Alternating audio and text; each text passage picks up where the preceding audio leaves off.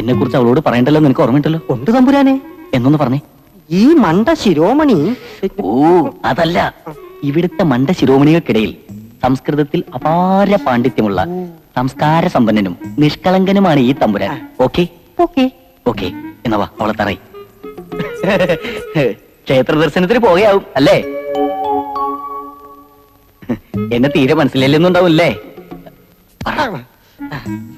ഈ കൊട്ടാരത്തിലെ വലിയ മണ്ട ശിരോമണി.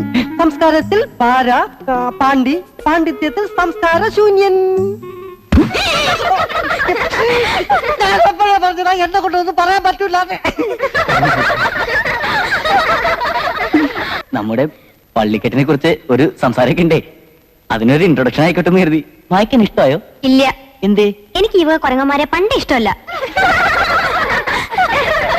കൊരങ്ങനാ? ചിലപ്പോ സ്നേഹം കൊണ്ട് വിളിച്ചായിരിക്കുള്ളൂ.